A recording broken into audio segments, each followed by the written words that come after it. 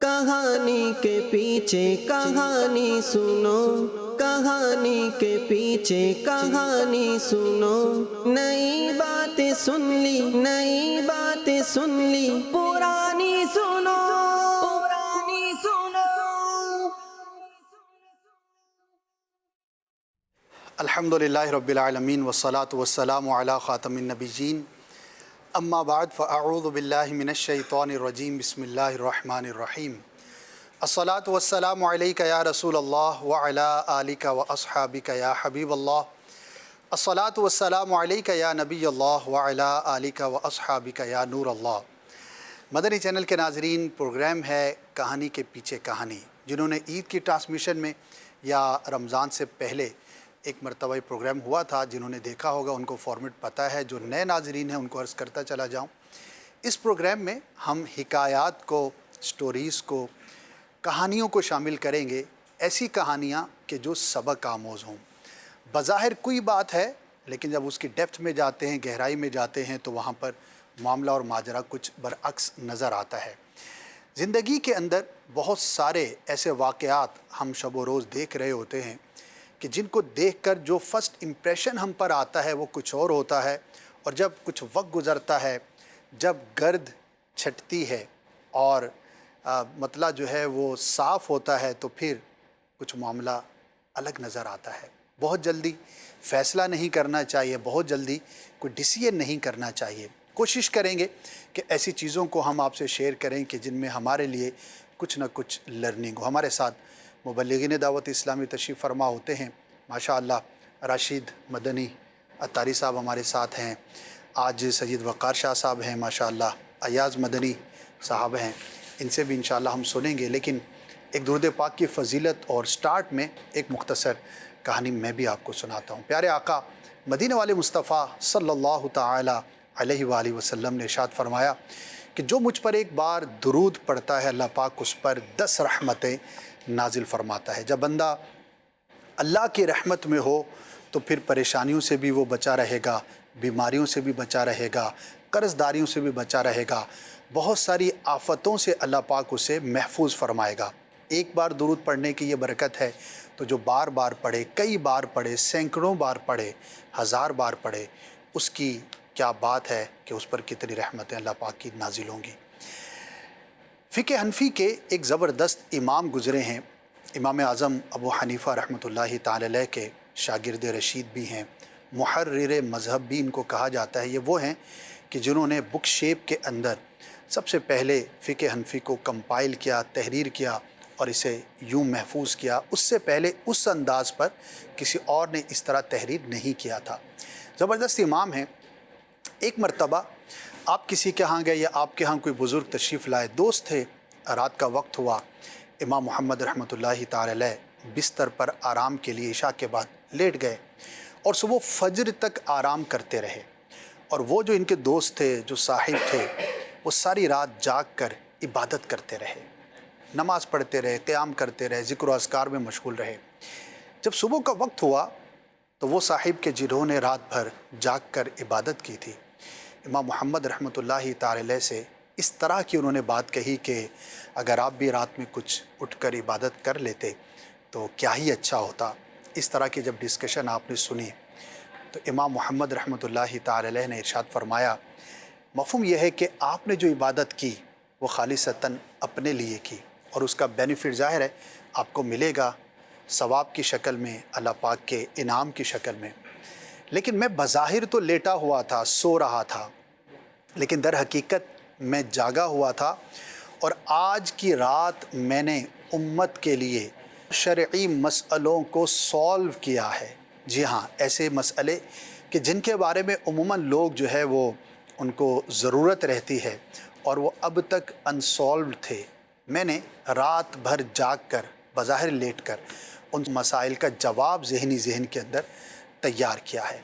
देखिए, दोनों काम ही बड़े शानदार हैं। रात को जाग कर इबादत करना भी नमाज की शक्ल में, ज़िक्र अज़कार की शक्ल में, नो डाउट बहुत ज़बरदस्त काम है। लेकिन मसाइल शरइया में गौर व फ़िक्र करना, जिससे उम्मत को, दूसरों को भी बेनिफिट हासिल हो, ये यकीनन उससे बड़ी इबादत है कि ये मुतअद्दी है। جو کرنے والا ہے اس کو بھی بینیفٹ ہے، لیکن جب یہ بعد میں مسائل بتائے گئے اور قیامت تک جب اس کو لوگ سنتے اور بیان کرتے رہیں گے، سب کو اس کا بینیفٹ ہوگا۔ اس واقعے میں ہمارے لیے سیکھنے کی بہت ساری چیزیں ہیں، اور اس ظاہری کہانی کے پیچھے اصل کہانی کچھ اور تھی۔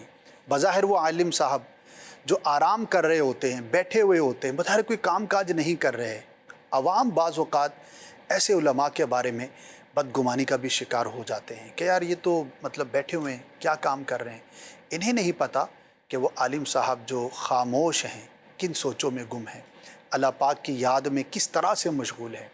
تو سب سے پہلا سبق تو یہ ہے کہ ہمیں کسی کے بارے میں ایسا گمان نہیں کرنا چاہیے۔ عوام کو تو علماء کے بارے میں ویسے ہی اس طرح کی سوچ کرنا نہایت برا ہے۔ دوسرا، اللہ تبارک و تعالی نے ان علماء کو، ان فقہا کو کیسا زبردست جذبہ عطا کیا ہے کہ رات رات بھر جاگ کر یہ امت کی خیر خواہی کے لیے مسائل میں غور و فکر کیا کرتے تھے۔ تو بظاہر کچھ اور تھا، لیکن کہانی کے پیچھے کہانی کچھ اور نکلی۔ تو اللہ پاک ہم سب کو علم دین حاصل کرنے اور لوگوں کے لیے کوشش کرنے کی توفیق عطا فرمائے، آمین بجاہ نبی الامین صلی اللہ تعالی علیہ وآلہ وسلم۔ تو انشاءاللہ ہمارا یہ سلسلہ جاری رہے گا۔ اس میں راشد بھائی کی طرف بڑھتے ہیں۔ راشد بھائی کیسے ہیں آپ؟ خیریت سے؟ الحمدللہ، ماشاءاللہ۔ جی، ہمارے ناظرین کے لیے آج کیا سٹوری لائے؟ جی، ایک حکایت بیان کی جاتی ہے۔ ایک شہر کا نام ہے اصفہان۔ جی، تو اس شہر کے بارے میں ہے کہ تقریباً 700 سال پہلے وہاں ایک مسجد تعمیر کی گئی۔ جب مسجد کی تعمیر کے مراحل جو تھے اختتام کی طرف تھے، اور فنیشنگ کا کام کچھ رہتا تھا، چھوٹے موٹے کام جو ہوتے ہیں اختتام پر عمارت کی تعمیر کی تزئین و آرائش کے لیے، وہ جاری تھے کہ اتنے میں ایک بزرگ خاتون، ایک بڑی عمر کی جو عورت تھی، وہ وہاں سے گزری اور انہوں نے ایک خدشے کا اظہار کیا اور کہا کہ یہ مسجد کا جو مینار ہے یہ تو ٹیڑھا ہے۔ اب جو مزدور جو کام کر رہے تھے وہ حیران تھے۔ اتنے میں وہاں جو ان کا بڑا ایک وہ ان کا گویا کہ نگران تھا، مستری تھا بڑا، جو یہ سب کچھ چیزیں واچ کر رہا تھا، گویا کہ اس وقت وہاں وہ ان کا انجینئر تھا۔ تو اس نے جب دیکھا کہ بڑھیا اس طرح کہہ رہی ہے اور بڑھیا کے کہنے پر وہ مزدور ہنس رہے ہیں، کیونکہ انہوں نے تو ٹیکنیکل اعتبار سے، اپنے اعتبار سے مینار بالکل پوری کی ہوئی، ہاں درست بنایا تھا، ان کے حساب سے بالکل ٹھیک تھا وہ۔ تو اس جو انجینئر تھا یا وہ مستری تھا، اس نے کہا کہ خاموش، ہنسو نہیں، بلکہ ایک مضبوط اور لمبی سی لکڑی لے کر آؤ اور چند مزدوروں کو لے کر آؤ۔ اچھا، چنانچہ اس کے حکم کی تعمیل ہوئی اور ایک لکڑی لائی گئی اور چند مزدور آئے۔ اب اس انجینئر نے کہا کہ اس لکڑی کو اس مینار کے ساتھ لگاؤ اور اس کو زور سے دھکا دو، پش کرو اس کو۔ اچھا، مزدور جو تھے وہ اس کے حکم کی گویا کہ تعمیل میں مصروف ہو گئے۔ اب اس دوران وہ جو انجینئر تھا، مستری تھا، وہ اس بڑھیا خاتون سے کہنے لگا کہ اب بتائیں مینار سیدھا ہو گیا اس دوران؟ اچھا، یعنی گفتگو میں اس کو مشغول رکھا۔ جی، یعنی وہ مزدور اپنا کام کر رہے ہیں اور یہ کہہ رہا ہے کہ دیکھیں سیدھا ہو گیا سیدھا۔ کچھ دیر کے بعد وہ ایک نفسیاتی طور پر ایک اثر ہوتا ہے، تو بڑھیا نے کہا اب مینار سیدھا ہو گیا ہے۔ اچھا، اس کو دعائیں دے کے چلی گئی۔ صحیح۔ اب جب وہ چلی گئی تو بعد میں ان مزدوروں نے اور جو لیبر وہاں موجود تھی، انہوں نے اس انجینئر سے، اس مستری سے کہا کہ کیا ایک لکڑی کے ذریعے اور اس طرح اس کو پش کرنے کے ذریعے کیا کسی ٹیڑھے مینار کو سیدھا کیا جا سکتا ہے؟ تو اس نے کہا کہ ٹیڑھے مینار کو سیدھا تو نہیں کیا جا سکتا، لیکن یہ ہے کہ ایک افواہ کو اور ایک فتنے کو گویا کہ ختم ضرور کیا جا سکتا ہے۔ پھر اس نے وضاحت کی کہ میں نے اس طرح جو مزدوروں کو بلانے کا حکم دیا اور یہ سب کچھ کیا، اس کے پیچھے پس منظر کیا ہے یا اس کے پیچھے حکمت کیا کار فرما ہے۔ تو اس نے کہا کہ اگر یہ بڑھیا آگے جاتی اور چند لوگوں سے اس کا ذکر کرتی اور اس خدشے کا اظہار کرتی کہ اس مسجد کا مینار ٹیڑھا ہے، تو اب یہ افواہ اس طرح پھیلتی کہ ہمیشہ کے لیے سب کی نظروں میں یہ ٹیڑھا ہی ہوتا۔ یعنی ایک نفسیاتی طور پر ایک چیز ذہن میں آ جاتی ہے کہ اس مینار کے بارے میں چونکہ یہ ایک خدشہ ظاہر کیا گیا ہے، لہٰذا یہ ٹیڑھا ہے۔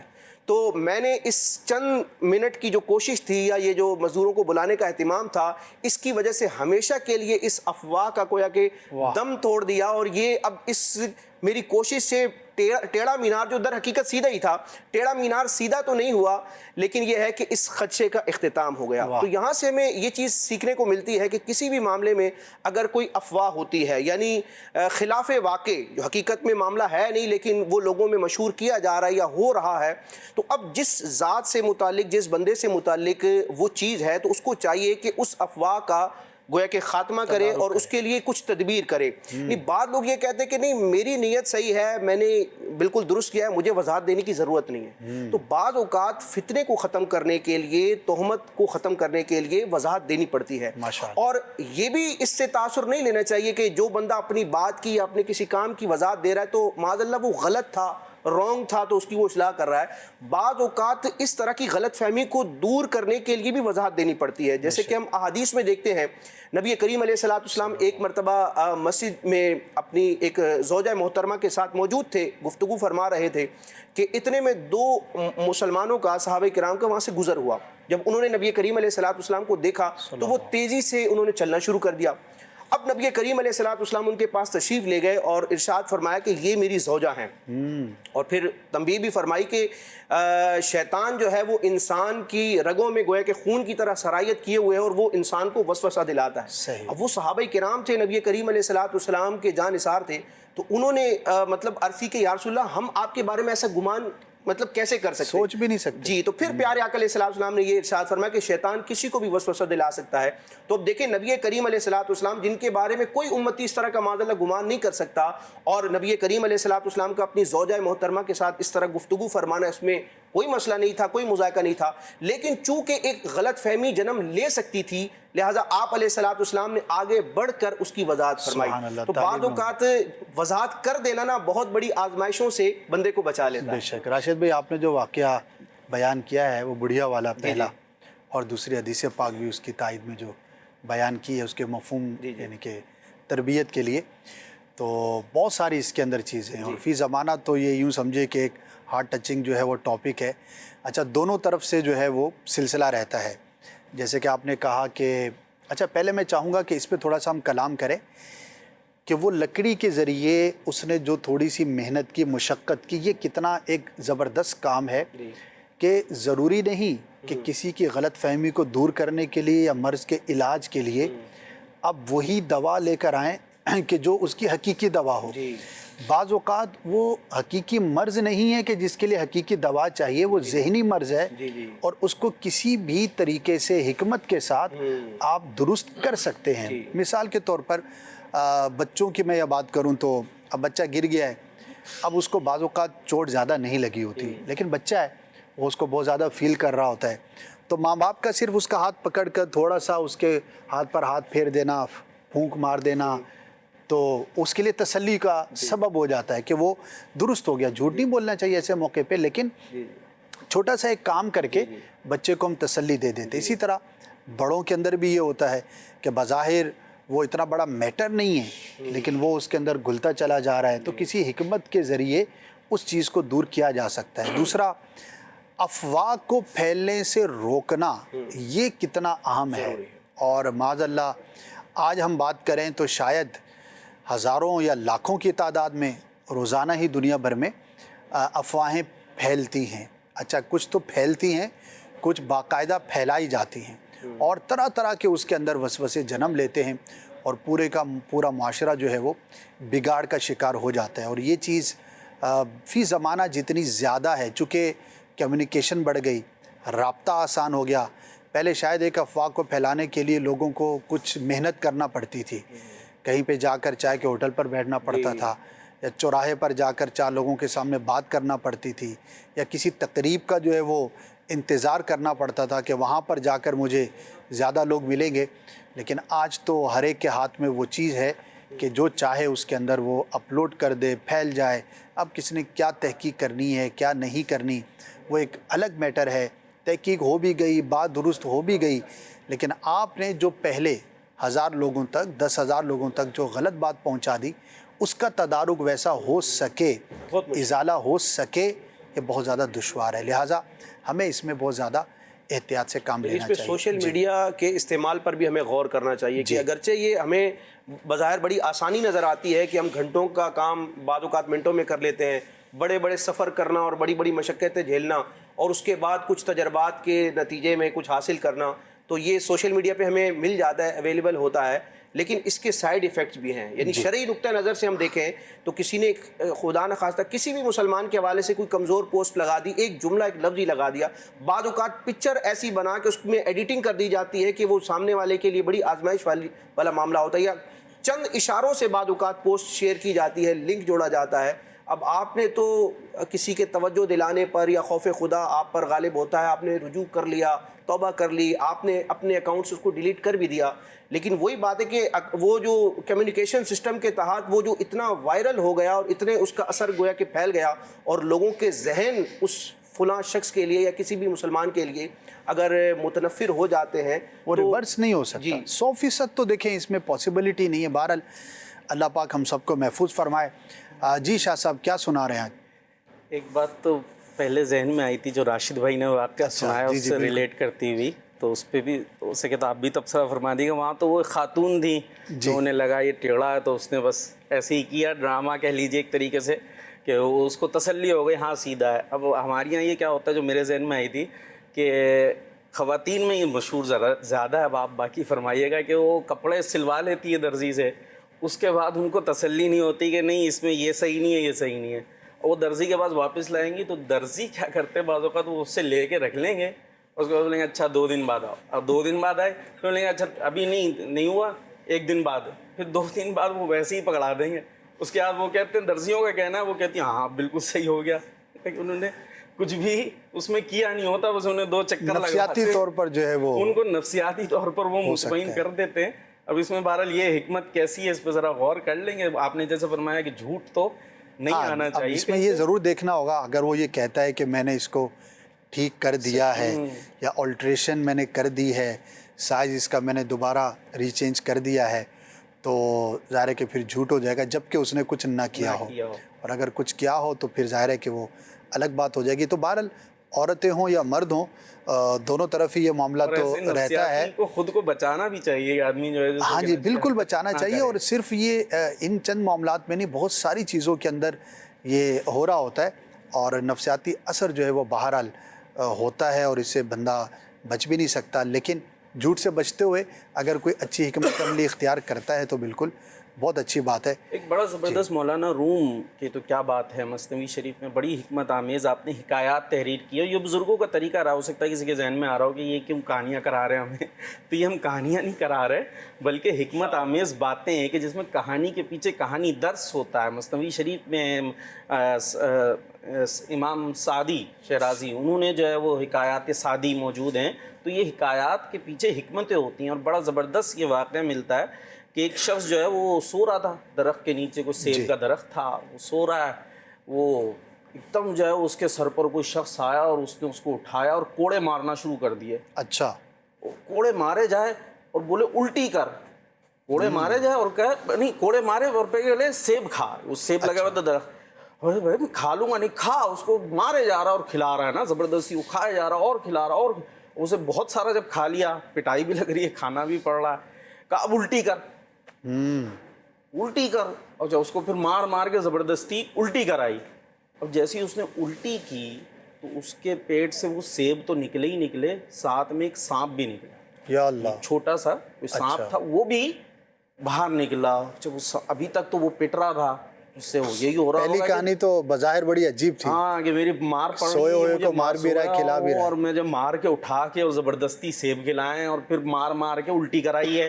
اچھا پھر مجھے حکمت بھائی کیوں کھاؤں, وہ پوچھ بھی رہا ہے کیا ہوا, کیا کچھ بتا نہیں رہا, پیٹے جا رہا اور بولا کھا, اور پھر اس کے بعد پیٹ کے الٹی کرائی. تو پھر اس نے کہا یار یہ مجھے پہلے بتا دیتے بھائی, اٹھا کے بولتے, وہ منہ کھول کے سو رہا تھا, ہوتا ہے بعض لوگوں کی عادت, تو اس میں وہ چھوٹا سا کوئی سانپ ہوگا وہ گھس گیا. تو مجھے بتا دیتے. اب سوال یہ آتا ہے نا کہ بھائی مجھے اٹھاتے بتاتے, تمہارے منہ میں سے چلا گیا ہے سانپ, تو تم اب یہ کرو. کہا جب میں اگر تمہیں بتاتا نا, اس کے بعد نہ تم سیب کھاتے نہ الٹی, تم اس جانے فانی سے کوچ کر, کسی کو یہ پتا چلے کہ میرے پیٹ میں ایک سانپ ہے, زہریلی چیز چلی گئی ہے, تو ویسے اس کی ایسا دہشت کیفیت ہو جائے گی نفسیاتی طور پر کہ اب وہ تھوڑی زیادہ یہ کہ میں یہ کروں. تو کہا میں نے اس لیے تمہیں یہ پہلے نہیں بتایا کہ یہ میں تمہیں کیوں زبردستی کر رہا ہوں, کیونکہ پہلے بتاتا تو پھر اور طرف تمہاری توجہ ہرگز نہیں رہتی, بلکہ تم نفسیاتی طور پہ ایسے ہو جاتے کہ اب تو میں گیا اور پھر تم چلے ہی جاتے, لہٰذا تمہیں پہلے یہ سب کر لیا. اب جب सांप निकल علاج गया, بھی حکمت کے ساتھ ہی حکمت ہو کے تو ساتھ, اور فائدہ ایک جو دیتا ہے. بظاہر بعض اوقات ہوتا ہے ہمارے ساتھ کوئی معاملہ ہو رہا ہے. اب یہاں جو اگر ہم سیکھنے کو ہے تو بعض اوقات ہم بہت ساری چیزیں ہوتی ہیں جو اللہ تعالیٰ کی طرف سے ہمارے ساتھ ہوتی ہیں. بھئی یہ میرے ساتھ کیوں ہو گیا, یہ کیوں ہو گیا, یہ کیوں ہو گیا, وہ کیوں نہیں ہوا, اس کے ساتھ کیوں نہیں ہوا, میرے ساتھ کیوں ہوا. تو ہر چیز ہم پر ظاہر ہو جائے اس کی حکمت ضروری نہیں ہے, اور ہمیں ہر چیز بتا دی جائے یہ بھی ضروری نہیں ہے. بعض اوقات اگر آپ پر ظاہر کر دی جائے, جیسے یہاں تھا, اگر پہلے ظاہر کر دیا جاتا ہے کہ سانپ پیٹ میں ہے تو پھر علاج نہیں ہوتا, پھر بندہ ہی جاتا. سانپ تو کی بات آپ چلیے. کو جی حکمت پہلے بتا دی جائے یا آپ کو پتا ہو کہ یہ میرے ساتھ کیوں معاملہ ہو رہا ہے, یہ ضروری نہیں ہوتا. اور یہ حدیث میں ویسے بھی مضامین ملتے ہیں کہ اللہ پاک کے علم میں بندے کے لیے کوئی درجہ ہوتا ہے, لیکن اس کے اعمال ویسے نہیں ہوتے, تو اس پہ مصائب ڈالے جاتے ہیں. جب وہ انہیں برداشت کرتا ہے اس پر اجر ملتا ہے اور وہ اس منصب تک, اس مقام تک پہنچ جاتا ہے. بلکہ قرآن مجید کی آیت بھی تو ہے نا, عسیٰ ان تکرہوا شیئا شیئا وہو خیر وہو خیر لکم, وعسیٰ ان تحبوا شیئا وہو شر لکم. کہ قریب ہے کسی چیز کو تم اپنے لیے برا ناپسندیدہ سمجھتے ہو جانو, جبکہ حقیقت سمجھو میں جبکہ وہ اچھی تمہارے لیے بہتر ہو, اور کسی چیز کو تم پسندیدہ جانو, قریب ہے کہ اور وہ تمہارے لیے نقصان دہ ہو. تو ہمیں نہیں پتہ ہوتا, ہمیں یہ رہنا چاہیے کہ جو اللہ تعالیٰ کی طرف سے ہم اس پر راضی ہیں اور اس میں ہمارے لیے ہی ماشاء فائدہ ہو. اللہ ماشاء اللہ. سانپ کی آپ نے بات کی, آپ یقین کریں کہ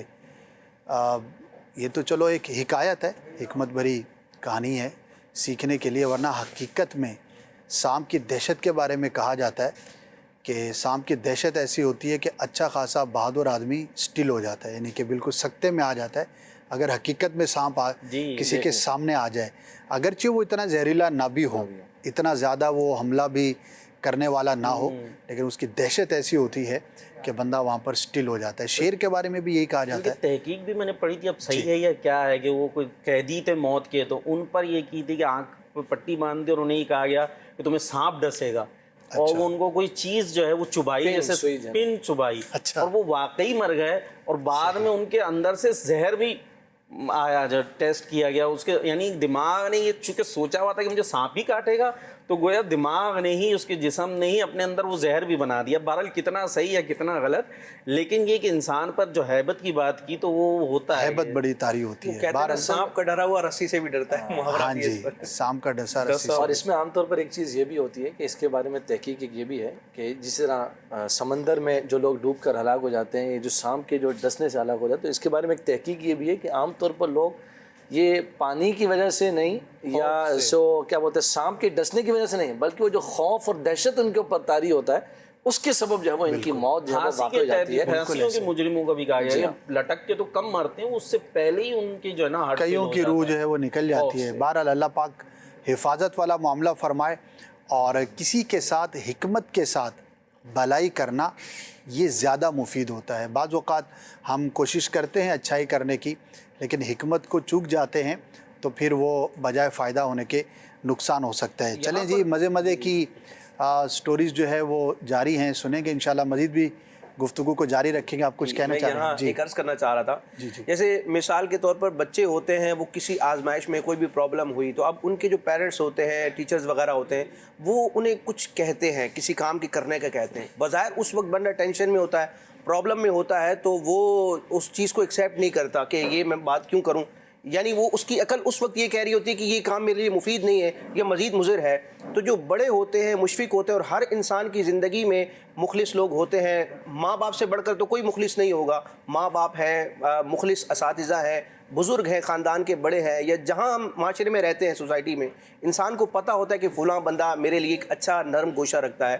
تو ہماری آزمائش کے وقت, پرابلم کے وقت, اگر ہمیں کوئی بڑا کچھ کہہ رہا ہو, بظاہر ہمیں سمجھ نہ بھی آ رہا ہو, تو اطاعت کر لینی چاہیے کہ عین ممکن ہے اسی سے راہیں کھلیں. کیونکہ آج جس اسٹیج پر ہم ہیں, جس آزمائش کو, جس مسئلے کو ہم فیس کر رہے ہیں, تو وہ ہمارے بزرگ, ہمارے جو بڑے ہیں, وہ اپنی زندگی میں اس طرح کے کئی مشاہدات کر چکے ہیں, تو وہ بہتر جانتے ہیں. تو اس معاملے میں ضد نہیں کرنی چاہیے, بڑوں کی مان لینی چاہیے.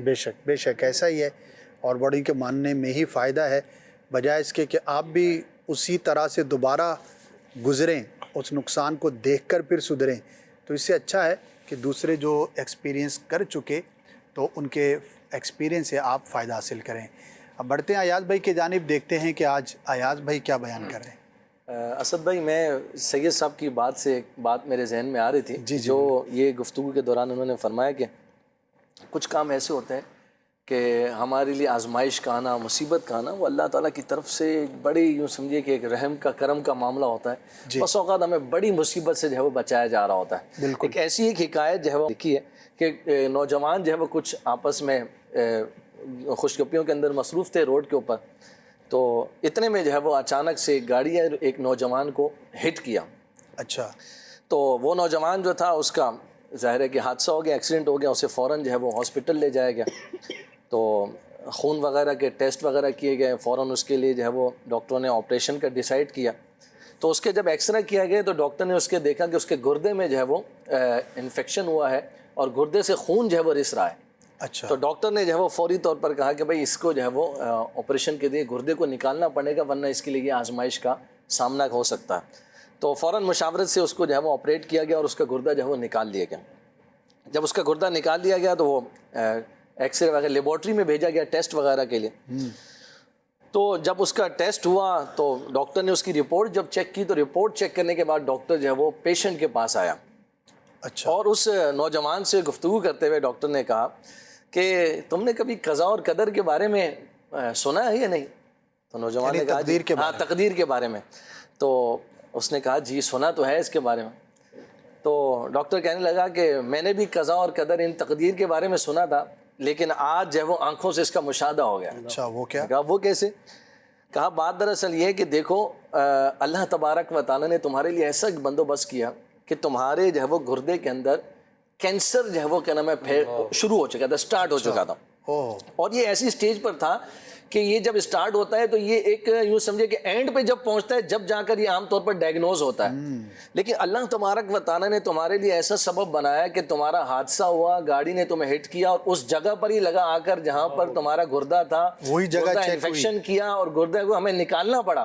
اس کے نکالنے کا فائدہ یہ ہو کہ معمولی کینسر اس کے اندر تھا جو کہ ڈائگنوز ہو گیا، اللہ تبارک و تعالیٰ نے تمہیں ایک بڑی آفت سے جو ہے وہ محفوظ فرما دیا، زندگی چلی جاتی ہے، ورنہ زندگی میں جو ہے وہ تمہاری جو ہے وہ جان چلی جاتی، وہ کینسر پورے بدن کے اندر پھیل سکتا تھا اور تمہاری یہ جان جانے کا سبب بن سکتا تھا۔ تو اس ڈاکٹر نے کہا کہ میں نے قضاء و قدر تقدیر کے بارے میں سنا تو تھا، لیکن آج یقین ہو گیا کہ اللہ تبارک و تعالیٰ کس طرح فیصلہ فرماتا ہے، کیسے اپنے بندوں کو محفوظ فرماتا ہے۔ تو وہی سید صاحب والی بات کہ بسا اوقات جو ہے وہ آزمائشیں، مصائب، پریشانیاں ہمارے لیے ہوتی ہیں، لیکن ہمیں نہیں معلوم ہوتا کہ ہمیں کس بڑی جو ہے وہ آزمائش سے بچایا جا رہا ہے۔ اس کے بدلے میں اللہ تبارک و تعالیٰ ہم پر جو ہے وہ کس قدر مہربان ہے کہ ہمیں کیسی آزمائشوں سے نجات دینا چاہتا ہے۔ تو یہ اس حکایت کے ذریعے ہمیں جب وہ سیکھنے کا موقع ملا، تو چاہے آزمائش ہو، چاہے جو ہے وہ خوشحالی کے دن ہو، اللہ تبارک و تعالیٰ کی رضا پر راضی رہنے کا مزاج بنائے، اللہ تبارک و تعالیٰ کا ہر حال میں شکر ادا کریں۔ اللہ تبارک و تعالیٰ حضرت نوح علیہ السلام کے بارے میں اسد بھائی جی جی، قرآن پاک کے پارہ 15 سورہ بنی اسرائیل کے اندر ارشاد فرمایا انہو کان عبدا شکورا، کہ نوح علیہ السلام جو ہے نا وہ شکر گزار بندے ہیں۔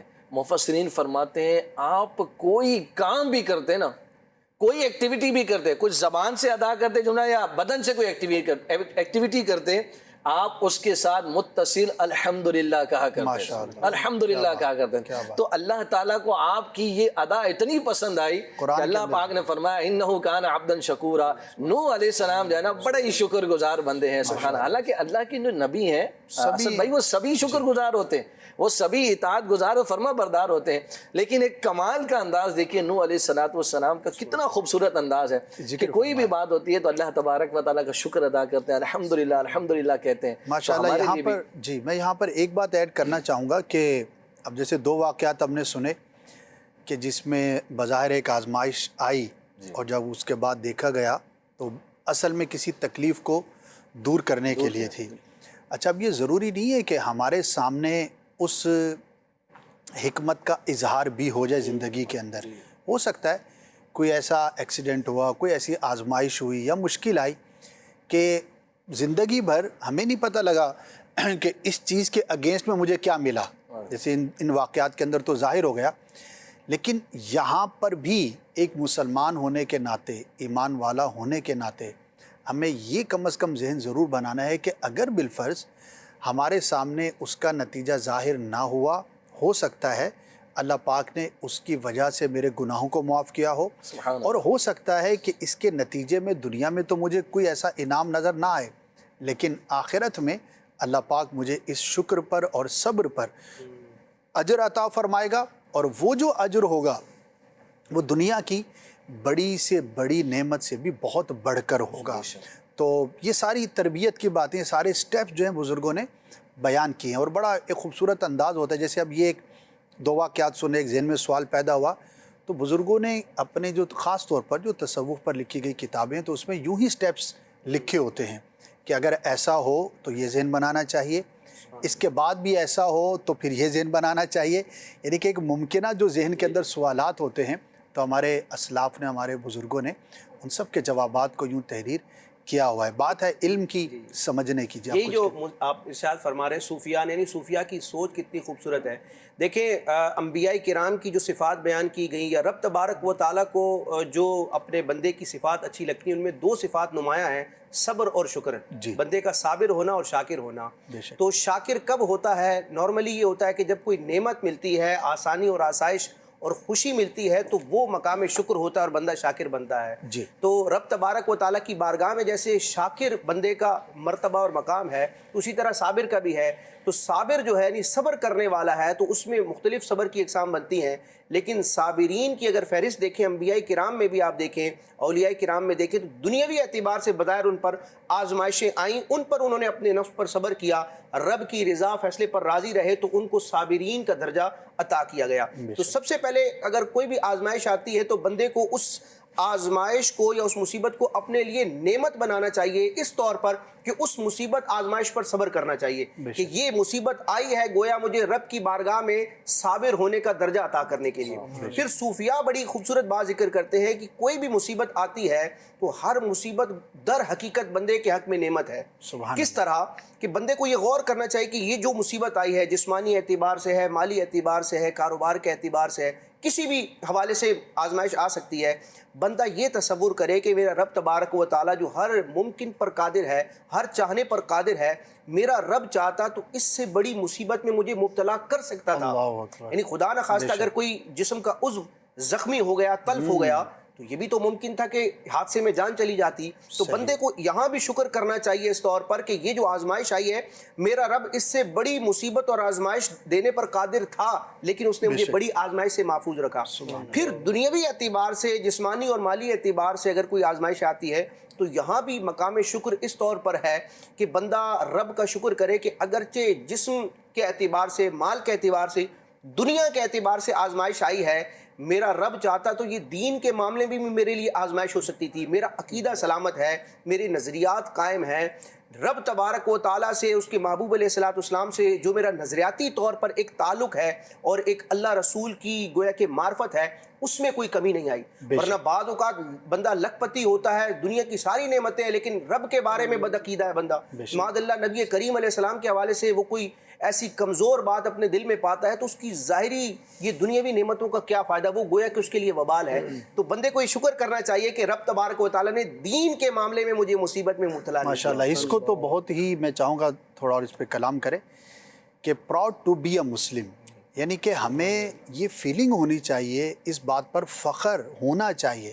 اچھا ایسا نہیں ہے کہ نہیں ہوتا، کسی بھی مسلمان سے پوچھیں گے تو اس کو آپ پوچھیں گے تو وہ کہے گا ہاں بالکل مجھے فخر ہے، لیکن ایک احساس ہونا اور اس کا اظہار ہونا، اور اس وقت اپنے آپ کو مسلمان ہونے پر اللہ پاک کی رضا پر راضی اور شاکر ہونا کہ جب آپ پر آزمائش ہے۔ اچھا بعض اوقات فی زمانہ اگر ہم بات کریں تو شاید فزیکل آزمائش اتنی بڑی نہ ہو جتنی مینٹل آزمائش ہوتی ہے، یعنی کہ ذہنی کوف جو ہوتی ہے، بعض اوقات وہ آپ کے ہاتھ پر چوٹ لگنے سے بہت زیادہ ہوتی ہے اور دیر پا ہوتی ہے۔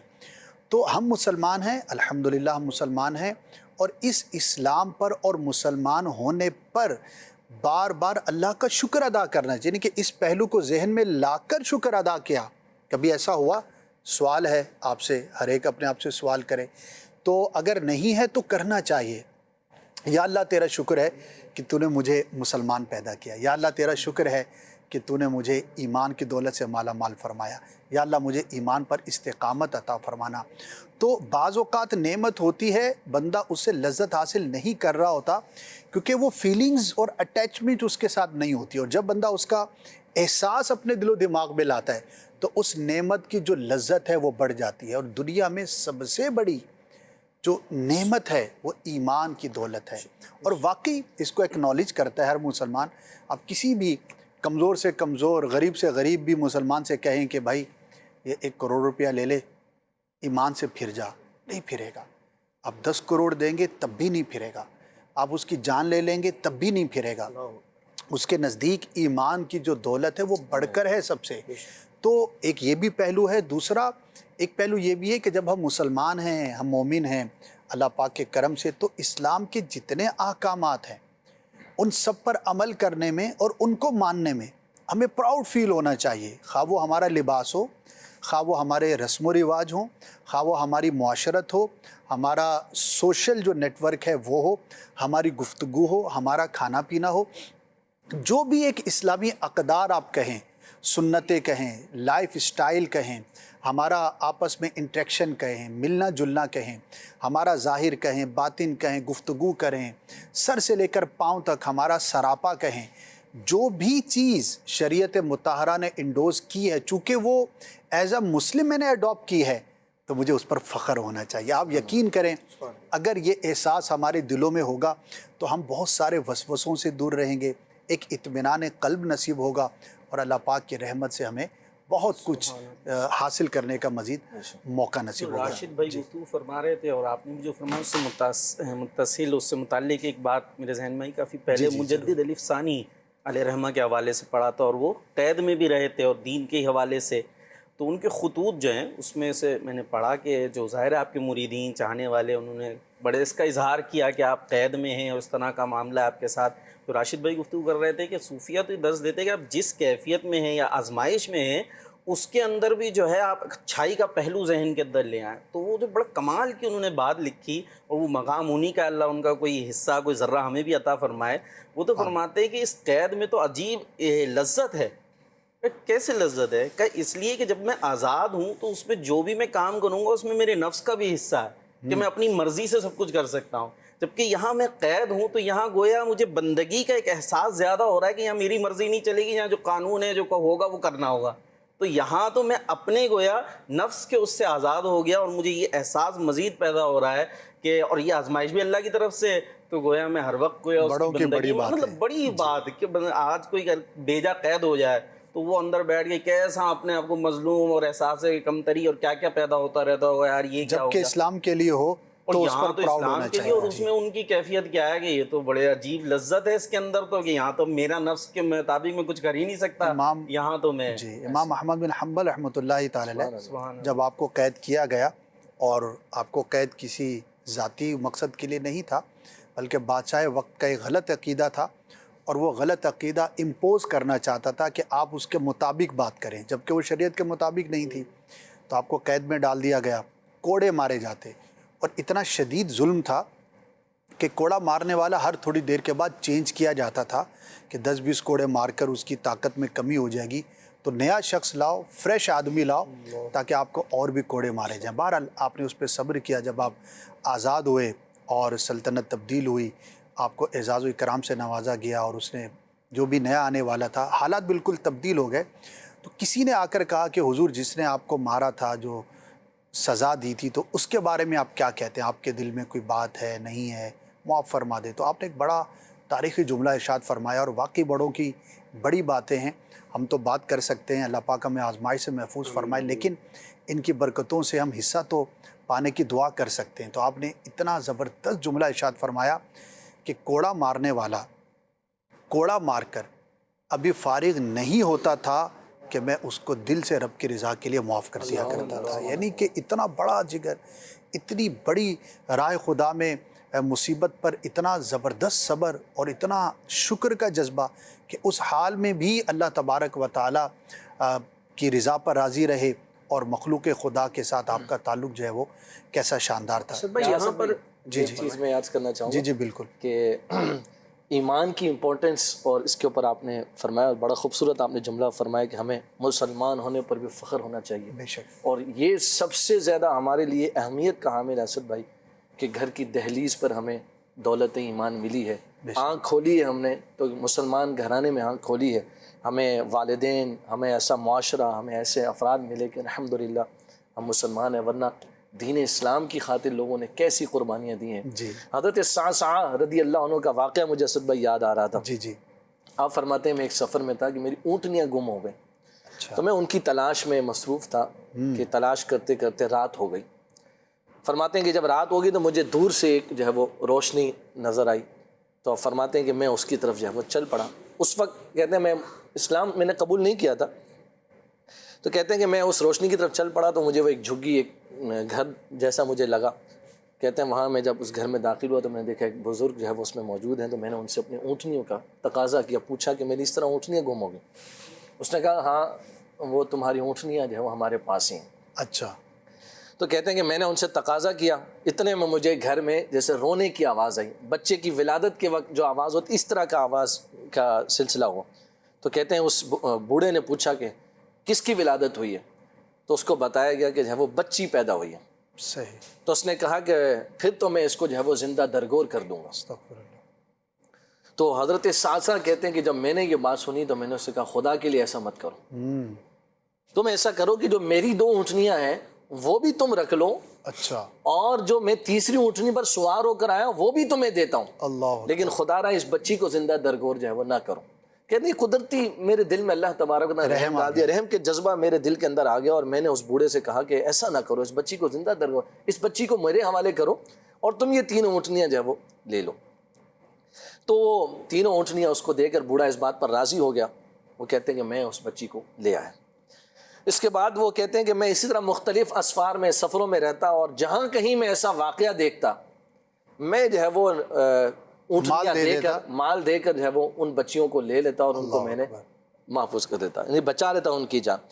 نبی کریم علیہ السلام کی خدمت میں جب حاضر ہوئے، حضور جان عالم صلی اللہ تعالیٰ علیہ وآلہ وسلم کے پاس آئے اور حضور علیہ السلام کو آ کر اپنا یہ سارا واقعہ سنایا اور دولت ایمان سے مشرف ہوئے، کلمہ پڑھ کر اسلام قبول کیا. تو نبی کریم علیہ السلام کی خدمت میں عرض کرنے لگے یا رسول اللہ میں نے 360 بچیوں کو زندہ درگور ہونے سے بچایا. اللہ. 360 بچیوں، جی 1 2 نہیں، 360 بچیوں کو یا رسول اللہ صلی اللہ علیہ وسلم میں نے زندہ درگور ہونے سے بچایا ہے، اور ہر بچی کو 3 اونٹنیوں کے عوض میں نے بچایا ہے. اے اللہ کے حبیب، کیا اللہ تعالیٰ مجھے اس پر اجر عطا فرمائے گا؟ حضور جان عالم صلی اللہ علیہ وآلہ وسلم نے ارشاد فرمایا صعصعہ تیرا اجر یہی ہے کہ اللہ نے تجھے دولت ایمان سے مشرف فرمایا ہے، تجھے کلمہ پڑھنے کا شرف عطا فرمایا ہے. اتنا بڑا اعزاز اللہ تعالیٰ نے تجھے عطا فرمایا، اس سے بڑھ کر کیا، اس سے بڑھ کر اور کیا انعام ہے تیرے لیے کہ یہ جو کلمہ ہے یہ دنیاوی کامیابیوں اور اخروی اور سرمدی اور ابدی نعمتوں کا خزانہ تجھے مل گیا ہے. تو اس سے بڑھ کر اور کیا نعمت ہو سکتی ہے؟ تو اسد بھائی آپ نے جو خوبصورت جملہ ارشاد فرمایا، واقعی ہم جتنا فخر کریں، ہم جتنا اللہ پاک کا شکر ادا کریں، ہم جتنا اللہ تبارک و تعالیٰ کی بارگاہ میں جھکے رہیں کہ مولا تعالیٰ نے اپنے فضل سے، ہم نے نہیں مانگا تھا، اپنے کرم سے، اپنی رحمت سے اللہ تعالیٰ نے ہمیں دولت ایمان سے مشرف فرمایا، اور پھر اس پر سونے پر سہاگا یہ حضور جان عالم صلی اللہ علیہ وآلہ وسلم کا امتی بننے کا شرف عطا فرمایا. کیا بات ہے، امتی سے جی جی ایمان کی خاطر لوگوں نے کس قدر قربانی دے کر جو ہے وہ پھر دولت ایمان کی نعمت پائی ہے، اللہ نے ہمیں گھر بیٹھے عطا فرمایا. بے شک بے شک. یہاں پہ ایک اور بات میں ایک سٹیپ آگے لے کے چلوں کہ چٹکلا بھی مجھے یاد آ گیا راشد بھائی، ماشاءاللہ آپ تینوں مدنی ہیں. تو ایک تو ہے کہ مسلمان ہونا، مومن ہونا، یہ تو ہر مسلمان ہے ہی ماشاءاللہ، اللہ پاک سب کو استقامت دے. اچھا، اس کے بعد پھر مذہبی حلیہ اپنانا، بے شک عالم بننا یا دینی معلومات حاصل کرنا، اور بظاہر مولانا فیل ہونا، جس کو عرف عام میں مولانا کہتے ہیں، ٹیکنیکل لینگویج میں نہیں ویسے ہی. تو بعض اوقات اس میں لوگ جو ہے وہ شرم محسوس کرتے ہیں. اچھا، یہ تو ایک سعادت کی بات ہے کہ میرا ظاہری حلیہ بھی اسلام کے مطابق ہے، سنت کے مطابق ہے. جامعۃ المدینہ میں جب ہم نئے آئے، پڑھنا شروع کیا، تو ظاہر اسٹوڈنٹس جب آتے ہیں اولیٰ کے اندر، فرسٹ کلاس جو ہوتی ہے اس کے اندر ہر طرح کے طبقے سے آتے ہیں، سب کا بیک گراؤنڈ مذہبی نہیں ہوتا. کئی ایسے بھی تھے ہمارے درجے کے اندر کہ جب وہ جامعۃ المدینہ میں آئے تو ان کو کوئی اتنی زیادہ معلومات نہیں تھی، تو وہ اپنے ساتھ جو ہے وہ پینٹ شرٹ لے کر آئے تھے کہ یار وہاں پہ کبھی کبھی یہ بھی پہن لیں گے. یعنی کہ وہ اتنا دور تھے کہ ان کو درس نظامی کسی نے ترغیب دے کر بھیج دیا ہوگا. آ کے پتہ لگا کہ نہیں بھائی، یہ تو مطلب ایک بڑی ذمہ داری والا کام ہے، اور جب آپ علم دین باقاعدہ حاصل کریں گے.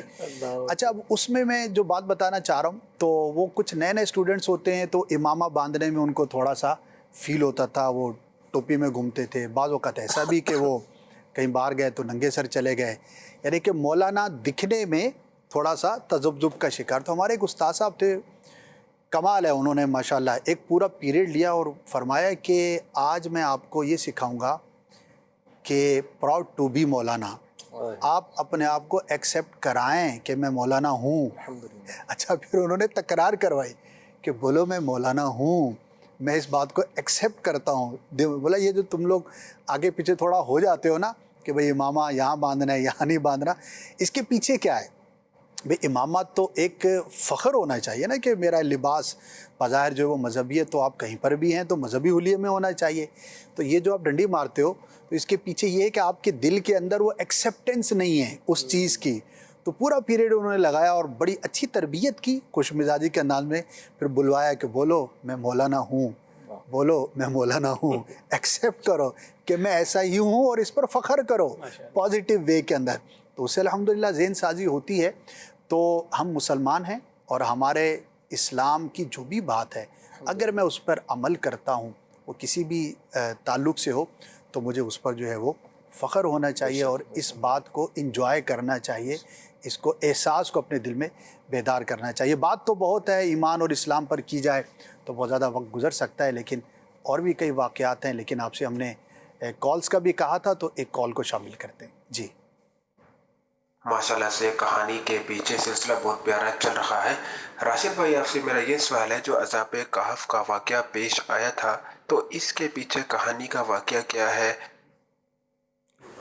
جی، اصحاب کہف کا واقعہ کافی ڈیٹیل سے قرآن مجید میں بھی ڈسکس ہوا، پھر مفسرین نے بھی بیان کیا. بظاہر ایک ہے لیکن اس کے اندر بہت سارے جی بہت سارے واقعات سینٹرل آئیڈیا چلے بیان کریں. جی، اور بہت سارے درس بھی موجود ہیں. سینٹرل آئیڈیا یعنی اس کا مرکزی آپ خیال یا اس کا نقطہ آپ یہ لے لیں کہ رب تبارک و تعالیٰ کے دین پر بندہ جب قائم ہوتا ہے اور عزم مصمم جب کرتا ہے تو اگرچہ بظاہر مشکلات ہوں، اگرچہ زمانہ بندے کے خلاف ہو جائے، لیکن چونکہ وہ دین پر قائم ہے، اللہ رسول کے احکامات کو ہی وہ پریفر کر رہا ہے، تو اگرچہ بظاہر بچنے کے یا سرخرو ہونے کے سارے دروازے بند ہوں، لیکن اللہ تبارک و تعالیٰ مسبب الاسباب ہے. خیر کے عادت لوگوں کی عقلیں حیران رہ جاتی ہیں. اللہ تبارک و تعالیٰ اپنی راہ کی طرف گامزن افراد کے لیے اس طرح راہیں کشادہ فرماتا ہے کہ کوئی ان کا کچھ بگاڑ نہیں سکتا.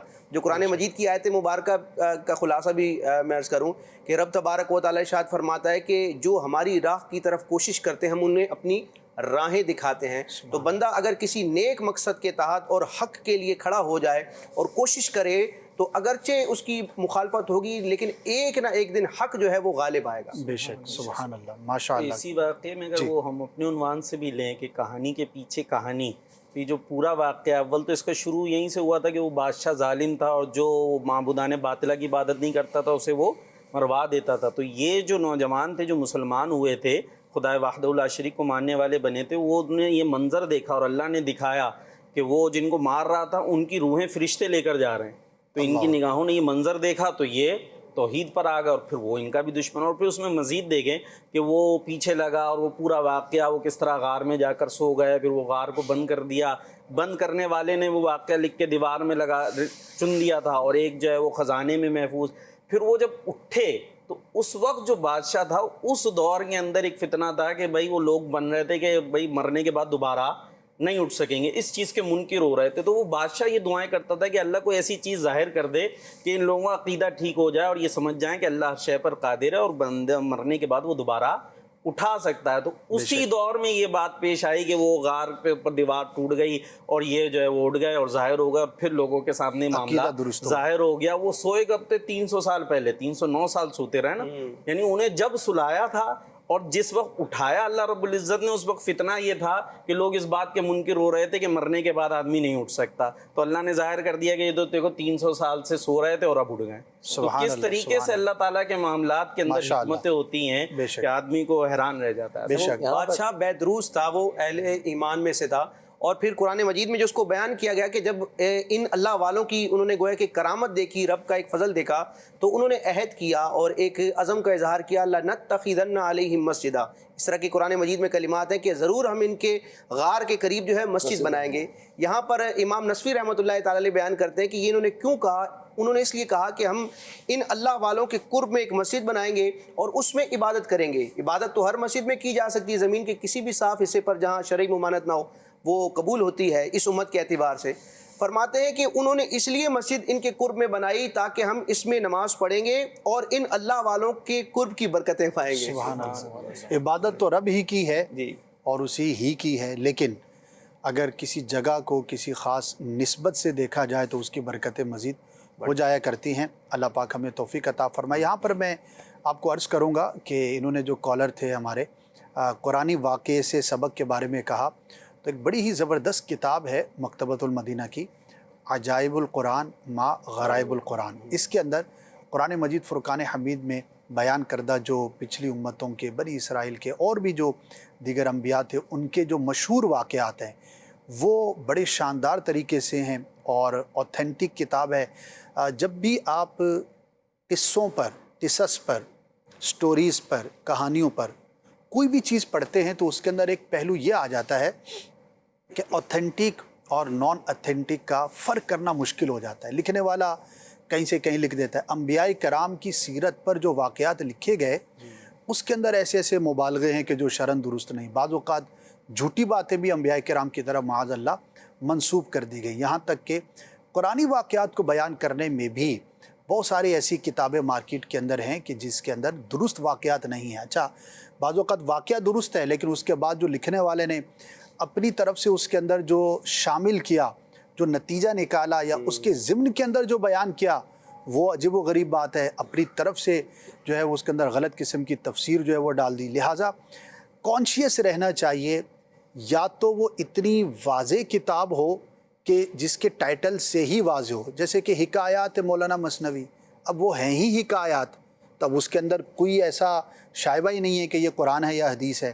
اب وہ ایک حکایت ہے، اس کے ضمن کے اندر کوئی جو ہے وہ بات بیان کی گئی، لرننگ ہے، سیکھنے کے لیے. اچھا، بچوں کی کہانیاں، اب پتہ ہے کہ کہانیاں ہیں، لیکن جب کوئی مذہبی ٹائٹل کے ساتھ اور قرآن یا حدیث کے کسی واقعے کو بیان کرے تو وہاں پر ہمیں بہت زیادہ غور کرنا ہے کہ ہم جو کتاب خرید رہے ہیں یا پڑھ رہے ہیں تو اس کے اندر اوتھینٹیکیشن کہاں ہے. تو الحمدللہ مکتبۃ المدینہ چونکہ ایک ادارہ ہے، دعوت اسلامی ہے، اس کا ایک ڈپارٹمنٹ ہے، لکھنے والے، کام کرنے والے علماء، اور پھر اس کے اوپر جو تفتیش کا سلسلہ ہوتا ہے، چیک اینڈ بیلنس کا سلسلہ ہوتا ہے، وہ بڑا شاندار ہے. تو بہرحال ایک ہمارے بزرگ عالم صاحب نے ان کو تحریر کیا ہے. یہ مکتبۃ المدینہ نے شائع ضرور کی ہے، لکھی نہیں ہے المدینۃ العلمیہ نے.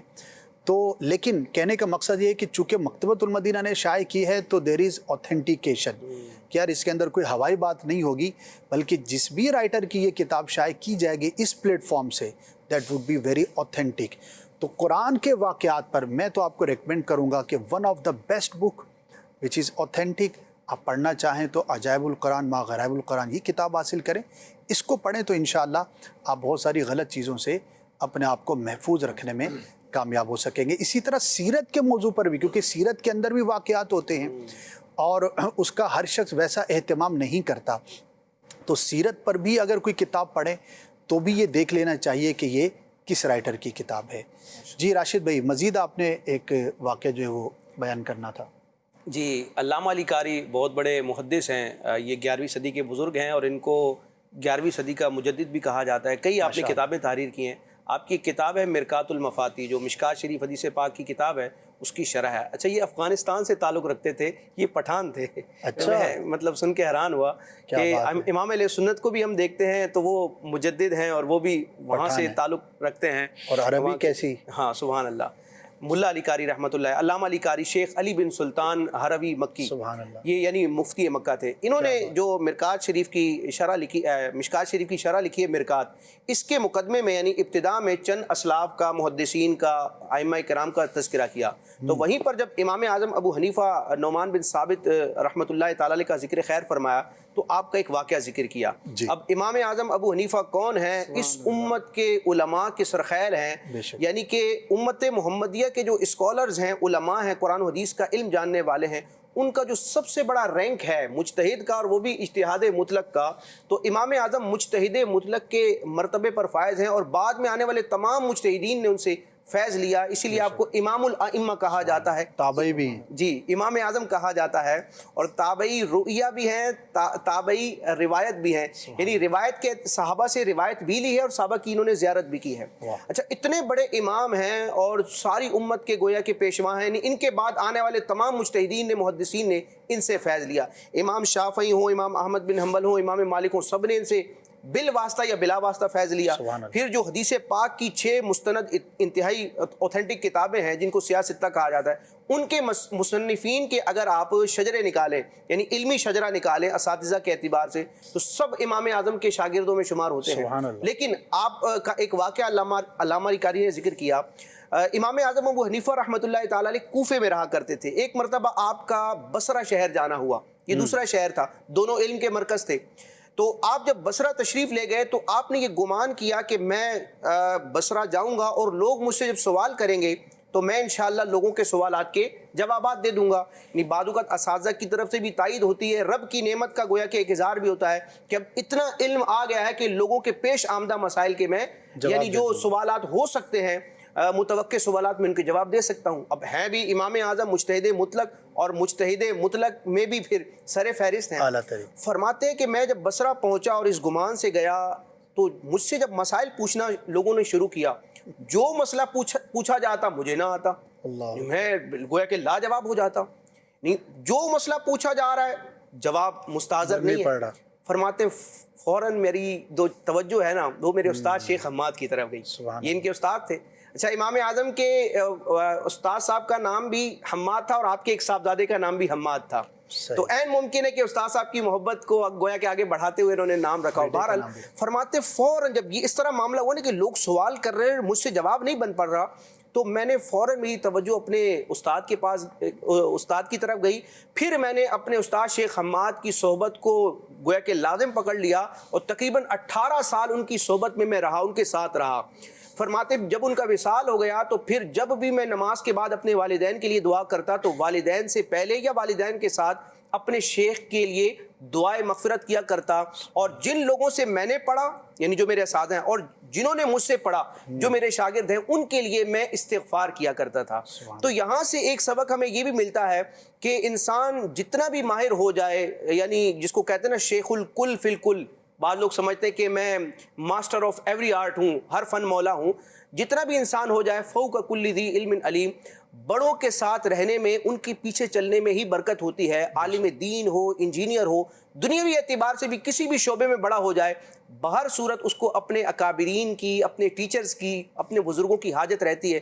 بندے کو کبھی بھی مستغنی نہیں ہونا چاہیے, جس مقام پر بھی پہنچ جائے اپنے بڑوں کے ساتھ جڑ کر رہنا چاہیے. بے شک. اس میں دنیاوی طور پر بھی ہم نے دیکھا راشد بھائی, ناظرین نے بھی دیکھا ہوگا کہ دینی استاد کا مقام و مرتبہ تو پھر کیا ہی بات ہے, دنیاوی طور پر بھی ہم نے دیکھا ہے ہنر مندی کے اندر.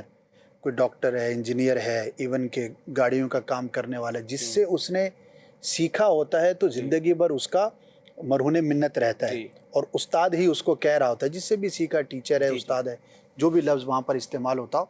تو بڑوں کے ساتھ رہنے میں برکت ہے, اور جس کا آپ پر احسان ہے تو اس کا احسان مند جو ہے وہ ضرور رہنا چاہیے. آپ کچھ کہہ رہے ہیں اسد بھائی, یہاں پر مجھے ہے نا, آپ نے امام احمد بن حنبل کی بات کی تو مجھے ان کی بات سے ہی وہ ان کا واقعہ یاد آ گیا. امام صاحب جب رہائی کے بعد تشریف لے آئے نا, جی, تو ایک شخص کے لیے نا مغفرت کی دعا مانگا کرتے تھے. تو آپ کے جو صاحبزادے تھے وہ پوچھتے تھے, ابا جان میں نے دیکھا آپ اس شخص کی مغفرت کی ہمیشہ دعا مانگتے رہتے ہیں, اس کا ریزن کیا ہے, اس کی وجہ کیا ہے, اس کہانی کے پیچھے کیا؟ ہاں, اس کہانی کے پیچھے کہانی کیا ہے؟ تو امام صاحب نے فرمایا کہ یہ وہ شخص تھا کہ جو جیل میں جو ہے نا میرا رفیق تھا. اچھا, یعنی وہ بھی جیل میں؟ جی, وہ بھی جیل میں تھا. اور ارشاد فرمایا جب مجھے کوڑے مارے جاتے تھے تو ہر کوڑے کی ضرب پر جو ہے نا وہ جو شخص تھا وہ چور تھا. اچھا. تو کہا کہ وہ مجھے کہتا تھا, امام صاحب میں تو چور ہوں, حقیقی چور ہوں, پر میں نے اب تک جو ہے نا وہ اپنا سچ نہیں اگلا. اچھا آپ تو یوں سمجھیے کہ ہیں ہی حق پر. صحیح. آپ نے جو ہے وہ ثابت قدمی دکھانی ہے. جب میں ایک حقیقی چور ہو کر ابھی تک اپنا جرم قبول نہیں کیا, آپ تو ہیں ہی حق اور صداقت پر, تو آپ نے ڈٹے رہنا ہے. ایسا نہ ہو کہ کوڑے کی ضرب آپ کو جو ہے وہ حق سے جو ہے وہ متزلزل نہ کر دے. تو امام صاحب فرماتے ہیں اس کی اس بات نے مجھے اتنی ہمت دی, اتنی قوت دی, اتنی طاقت دی کہ پھر مجھے کوڑے لگتے تھے, میں اس کی پرواہ نہیں کیا کرتا تھا. امام صاحب فرماتے ہیں میں اس لیے اس شخص کی مغفرت کی دعا کرتا رہتا ہوں کہ اس کے جملے کی بدولت جو ہے مجھے ہمت, طاقت اور حوصلہ ملا تھا. سبحان اللہ. آپ دیکھیے کتنی خوبصورت بات ہے. ہمارے بزرگان دین کہے میں امام ہوں, میں نے اتنا علم حاصل کیا ہے, تقوی اور پرہیزگاری ہے, مجھے کیا ضرورت ہے کسی سے جملہ لینے کی, سیکھنے کی, لیکن اس کا تذکرہ کرنے کی اور مغفرت کی دعا کے لیے دیکھیے کیسا اہتمام فرما رہے ہیں. اور ہر وقت لرننگ موڈ میں ہمارے بزرگان دین اور اسلاف جو موجود ہیں. کتنا خوبصورت درس ہمارے لیے ہے. یہ زبردست ایک میسیج ہے ہمارے لیے کہ ہم جو ہے وہ, جیسے راشد بھائی نے فرمایا, کبھی بھی مستغنی نہیں ہونے, بے پرواہ بے نیاز نہیں اپنے آپ کو سمجھنا چاہیے, بلکہ ہر وقت جو ہے وہ انسان کو جستجو میں رہنا. اور بسا اوقات عام شخص بھی ہمیں بہت بڑی بات سکھا جاتا ہے. ایسا نہیں کہ ہم جو ہے وہ سمجھیں کہ ہم اپنے ہم منصب یا کسی علم والے سے ہی یا صاحب منصب سے ہی, صاحب تدریس سے ہی ہم کچھ حاصل کر سکتے ہیں. بس اوقات عام شخص بھی ہمیں بہت کچھ سکھا جاتا ہے. طبیعت ہونی چاہیے نا. بالکل. امام صاحب کا ہی مجھے ایک اور واقعہ اسد بھائی جو ہے وہ یاد آ رہا ہے. امام احمد بن حنبل رحمۃ اللہ تعالی, بڑے خوبصورت بزرگ ہیں اور ان سے بڑی ایک قلبی محبت ہے, لگاؤ ہے. اللہ تبارک و تعالی بزرگان دین کی محبت نصیب فرمائے. اور ان کی سیرت میں ہمارے لیے بڑے روشن پہلو موجود ہیں. جب ہم ان کو پڑھتے ہیں, سنتے ہیں, تو ہمیں سیکھنے کا بڑا موقع ملتا ہے. اب ہمارے بزرگان دین کی عاجزی, انکساری, تواضع, سیکھنے کا انداز کتنا نرالا ہے. ایک مسافر جو ہے وہ ایک مسجد کے اندر موجود ہے, تو عشاء کی نماز کے بعد جو ہے وہ لوگ اپنے اپنے گھروں کو جب چلے گئے تو مسجد میں سناٹا ہو گیا سوائے اس مسافر کے. صحیح. تو اب مسجد کا خادم آیا اور اس نے اس اجنبی مسافر سے کہا کہ چلیے مسجد کے باہر, اب مسجد کے بند ہونے کا وقت آ گیا ہے. تو اس مسافر نے ریکویسٹ کی کہ میں اجنبی ہوں, مسافر ہوں, میرے پاس کوئی رہنے کا بندوبست نہیں ہے, تو اگر آپ مجھے یہیں مسجد میں قیام کرنے کی اجازت دیں. تو اس نے کہا جی مسجد میں قیام کرنے کی اجازت نہیں ہے, ٹھہرنے کی اجازت نہیں ہے, آپ مسجد سے باہر تشریف لے جائیں. اچھا, یہ اس دور کی بات ہے کہ جب کہ مسجدوں میں قیام کیا جاتا تھا. یہ عرفاً جو ہے وہ مسجد کے اندر جو ہے وہ قیام ہوتا تھا, لیکن وہ جو خادم صاحب اس نے وہ مسجد تھا اس بات پر کہ آپ جو ہے وہ مسجد کو خالی کر دیں, مسجد سے باہر چلے جائیں. اب جو ہے وہ اس اجنبی مسافر کو مسجد سے باہر خادم نے جب نکال دیا تو مسجد کے سامنے بالکل ایک نان بھائی کی دکان تھی, تندور پر روٹیاں پکانے والا شخص موجود تھا. وہ خادم کی اور اس مسافر کی تکرار کو دیکھ رہا تھا کہ مسافر اس سے بڑی عاجزانہ التجا کر رہا تھا کہ مجھے مسجد کے اندر قیام کرنا, میرا اس شہر میں کوئی ٹھکانہ نہیں, میں کہاں جاؤں گا. تو جب نان بھائی نے یہ دیکھا تو اس کی دکان بند کرنے کا وقت ہوا. جب وہ گھر جانے لگا تو اس نے مسافر سے کہا کہ آپ ایسا کیجئے, میرے ساتھ آپ میرے گھر پہ چلیے, میرے مہمان بنیے. تو وہ ان شخصیت کو لے کر ساتھ جو ہے وہ چل پڑا. تو وہ جو اجنبی مسافر تھے انہوں نے نوٹ کیا کہ وہ شخص جو ہے وہ ذکر الہی میں مصروف ہے. وہ نان بھائی جو تھا, وہ روٹیاں پکانے والا جو شخص تھا, وہ اللہ کی یاد میں, استغفار میں مصروف ہے. حتیٰ کہ وہ گھر میں داخل ہوا تو اس نے اللہ کا ذکر کیا.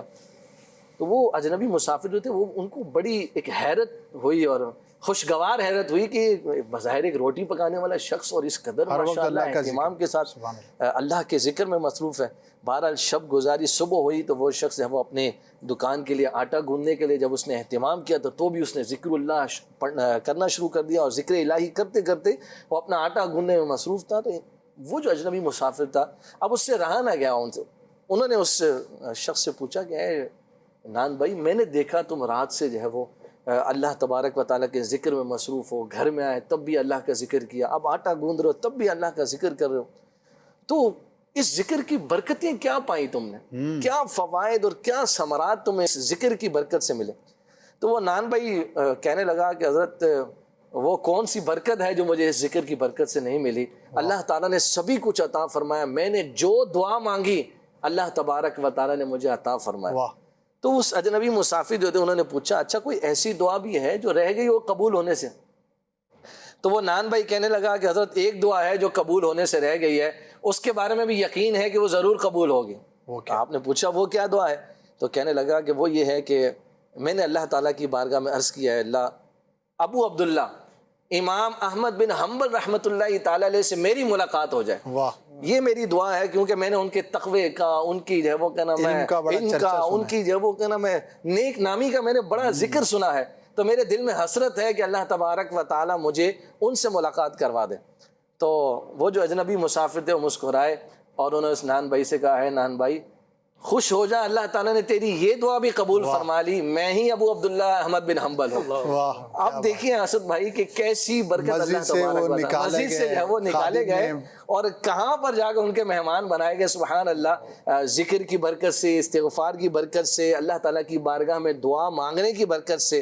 تو یہ ایک ہمارے لیے بڑا اس کے اندر حکایت کے اندر سیکھنے کا پہلو موجود ہے، ہم سب کو بھی چاہیے اللہ کی یاد میں، جی ہاں بالکل، اللہ تبارک و تعالیٰ کی یاد میں مصروف عمل رہیں، اللہ کے ذکر میں، استغفار میں ہم مصروف عمل رہیں اور پھر اللہ کی بارگاہ میں لو لگائے رکھیں، تو اللہ تبارک و تعالیٰ ضرور جو ہے وہ دعاؤں کو قبول فرمانے والا ہے۔ اس میں تو امام احمد بن حنبل تشریف لے آئے تھے، اور جو میرے پاس اس وقت ایک واقعہ ہے وہ ریئل واقعہ ہے، تھوڑا اپنے انداز سے اس کو میں سناؤں گا۔ جیسے آپ نے کہا تھا ایک تو اپنی حیثیت بھی قبول کرنی چاہیے، آپ کو جو منصب دیا اس کو، اگر آپ مولانا ہیں کوئی ایسا منصب ہے اسے قبول کریں، یا جس اسٹیٹس پہ ہیں اسے قبول کریں، اور جو ہے اس سے باہر نکلنے کی جو ہے وہ کوشش نہیں کرنی چاہیے۔ اور یہاں جو ہے اس سے ملتا جلتا ایک واقعہ کہ ایک تھے، وہ اسٹوڈنٹ ہی تھے اور وہ اپنی جہاں پر اسٹے کیا ہوا تھا وہاں پر وہ پڑھ رہے تھے، اور ان کے پاس مہمان آ گئے کہ ان کو کہا گیا کہ بھئی یہ بھی آپ کے ساتھ یہاں آج رات رہیں گے۔ تو وہ حلیے سے ایسا کچھ انہیں فیل نہیں ہوا کہ یہ کون ہے کیا ہے، تو انہوں نے پوچھا بھئی کیا کرتے ہو؟ انہوں نے ہم پڑھتے ہیں یہ وہ۔ اب سامنے ان کے نا ڈکشنری کھلے، ڈکشنری موٹی تازی کتاب ہوتی ہے، تو کہا یہ کیا ہے؟ کہا یہ ہم پڑھتے ہیں۔ ڈکشنری تو کہیں نہیں پڑھائی جاتی، مقصد ان کا صرف ان پر رعب دکھانا تھا کہ جی میں اتنی موٹی کتاب، اچھا یہ آپ پڑھتے ہیں، یوں خوب، ٹھیک ہے۔ اب اگلے دن جب وہ پہنچے اپنے جہاں پر وہ پڑھنے اسٹوڈنٹ جاتے تھے انسٹیٹیوٹ میں، جب وہ کلاس میں پہنچے تو جو وہ رات کو ان کے پاس تھے نا، وہ بطور ٹیچر وہاں کھڑے ہوئے تھے۔ اچھا، اب ان سے نگاہیں نہ اٹھتے کہ رات کو جن کو میں ڈکشنری کے دکھا رہا تھا، برہم دے رہا تھا، وہ تو ہمیں جو ہے وہ ٹیچر پڑھانے کے لیے موجود ہے۔ اب وہ بھائی جو اسٹوڈنٹ ہو، جو ریئلٹی ہے آپ وہ قبول کریں، بیان کریں، اور سامنے والے کا ظاہر دیکھ کر اس ٹائم ایسی نہیں ہوئے ہوں گے بن کے لگے بھائی یہ کوئی ٹیچر ہی ہے، تو انہوں نے جناب ان پہ رعب جمانا شروع کر دیا۔ ایسا ہی تو ایسا نہیں سیکھنے کرنا کی بات ہو رہی تھی شاہ صاحب اور راشد بھائی، ایک اللہ کی شان ہے، ایک تو یہ پہلو ہے نا کہ بڑوں کے ساتھ وابستہ رہیں، اور کبھی بھی ہم تکمیل کو نہیں پہنچ سکتے، واقعی یہ حقیقت بھی ہے۔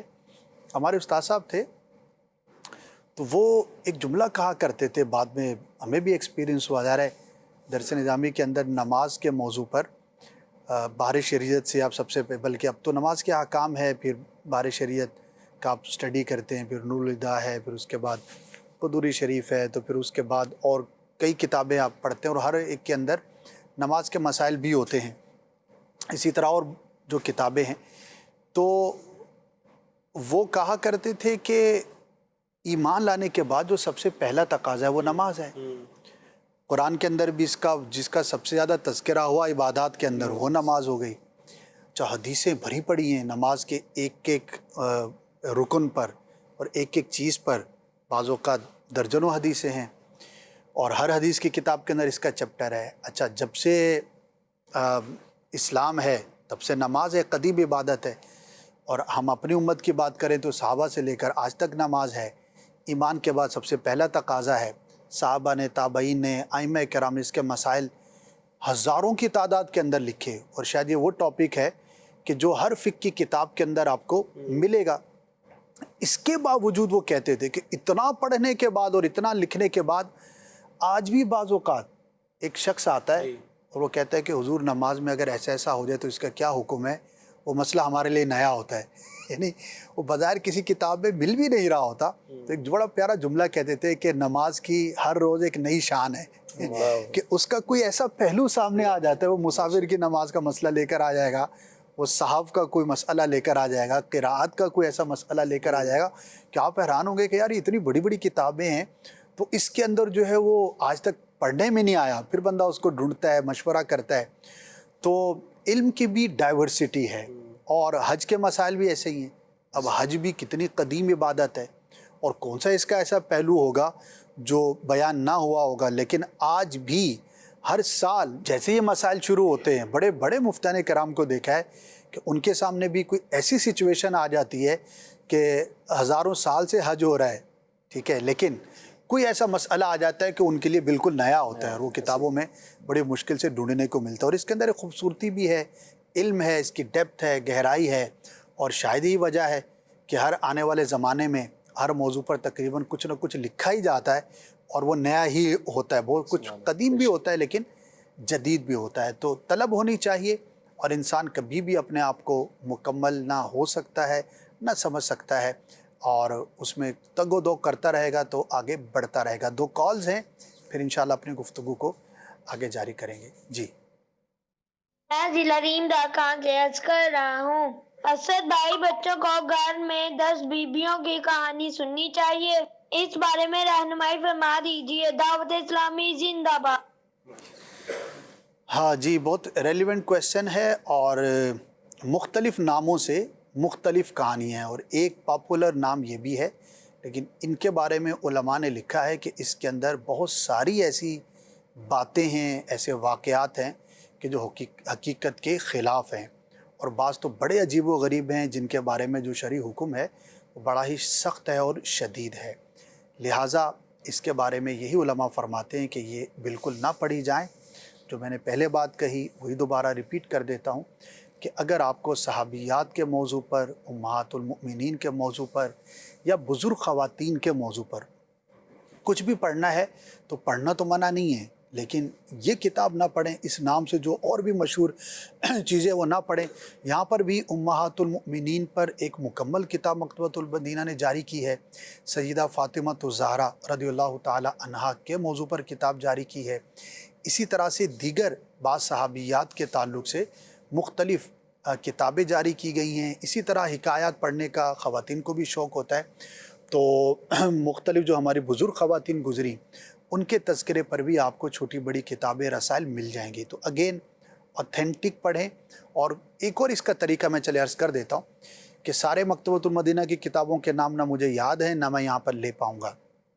ایک طریقہ ہے جو آپ اپنا لیں. ناظرین، آپ کو جس بھی موضوع پر جو بھی کتاب پڑھنی ہے، یا تو اوتھینٹک پلیٹ فارم کی کتاب لے لیں تو یہ ایک بچت کی صورت ہوگی، اور اگر ایسا نہیں ہے تو جو آپ پڑھنا چاہتے ہیں وہ کسی صحیح العقیدہ عالم دین سے پوچھ لیں کہ حضور یہ کتاب میں پڑھنا چاہتا ہوں، مجھے کسی نے سجیسٹ کی ہے، یا انٹرنیٹ پر آپ نے دیکھی، یا آپ کسی بک فیئر میں گئے یا کسی مکتبے پہ گئے اور وہاں پر آپ کو بڑا اچھا خوبصورت ٹائٹل لگا، تو خریدنے سے پہلے آپ، اب تو فون اویلیبل ہے، پوچھ لیں کہ حضور یہ ہے.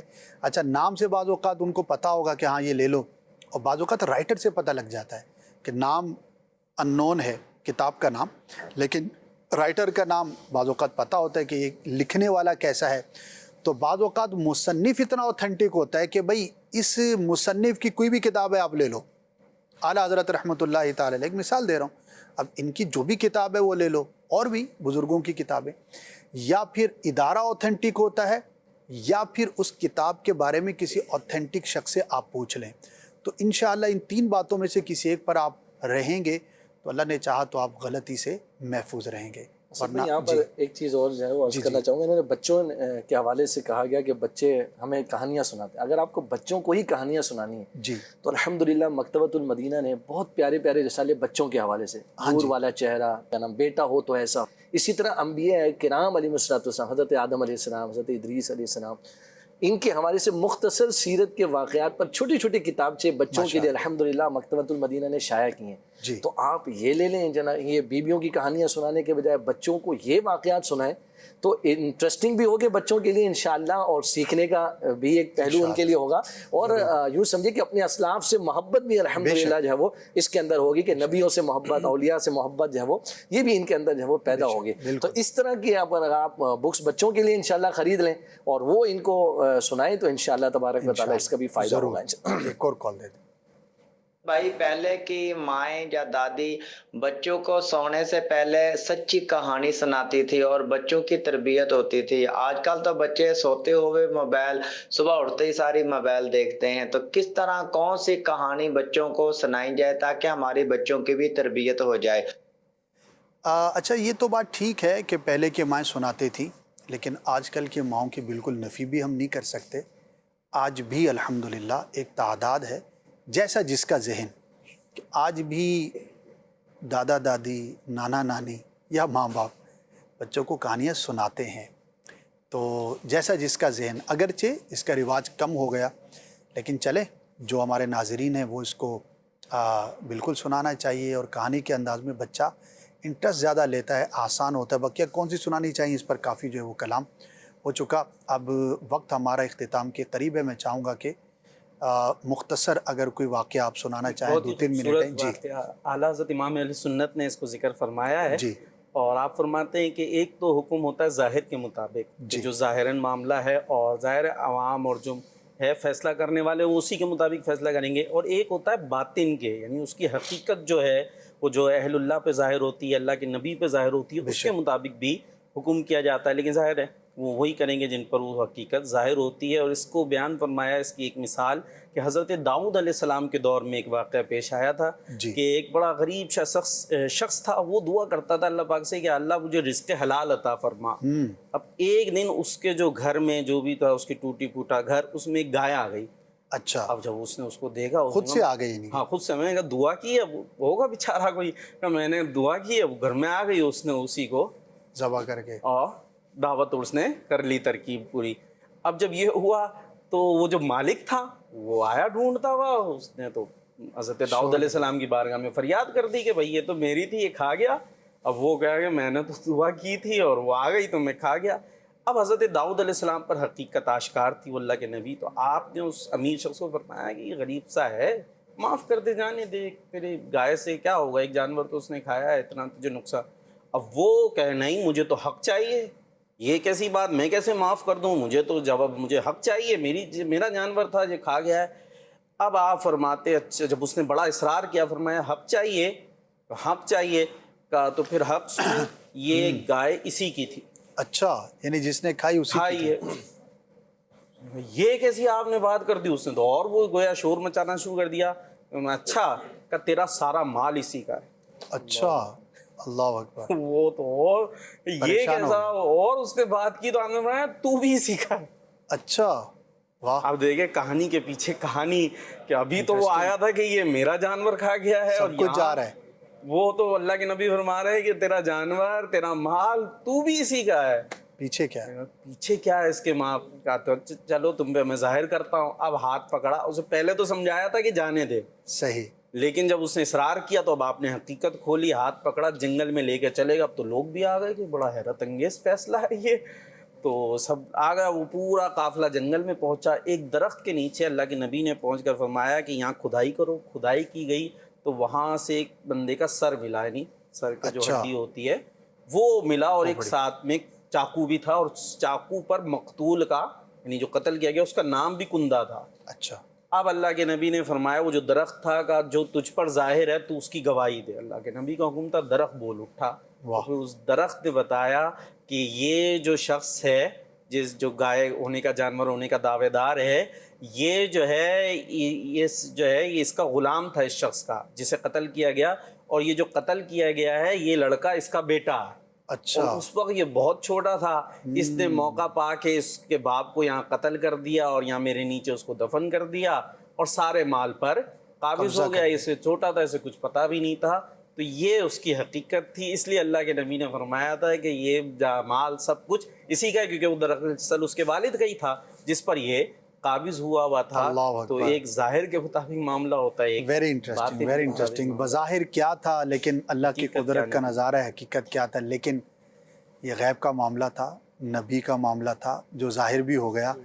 اگر ہمارے پاس کوئی ایسا مال آ جائے اور اس کے بظاہر ہمارے پاس کوئی گواہی اور ایسی چیز نہ ہو، تو اس واقعے کو ہم دلیل نہیں بنائیں گے، جو ظاہر پر ہوگا اسی کے مطابق ہی فیصلہ ہوگا۔ تو بہرحال اس میں بھی بہت کچھ سیکھنے کا ہے۔ اللہ پاک کی قدرت کے نظارے ہمیشہ سے عام ہیں، قیامت تک رہیں گے۔ اللہ پاک ہمیں جو باتیں ہم نے کی، یہاں پر سمجھی، سیکھی، ان پر عمل کرنے کی توفیق عطا فرمائے، صحیح علم حاصل کرنے کی توفیق عطا فرمائے، اپنی آخرت کی تیاری کرنے کی توفیق عطا فرمائے۔ یہی دعوت اسلامی کا پیغام ہے، اور یہی دعوت اسلامی کا مشن ہے۔ اللہ پاک ہم سب کو توفیق خیر عطا فرمائے۔ دیکھتے رہیے مدنی چینل، انشاءاللہ بہت کچھ سیکھنے کا موقع رہے گا۔ صلو علی الحبیب صلی اللہ تعالی علی محمد صلی اللہ علیہ وآلہ وسلم۔ کہانی کے پیچھے کہانی سنو، کہانی کے پیچھے کہانی سنو، نئی باتیں سن لی، نئی باتیں سن لی، پرانی سنو۔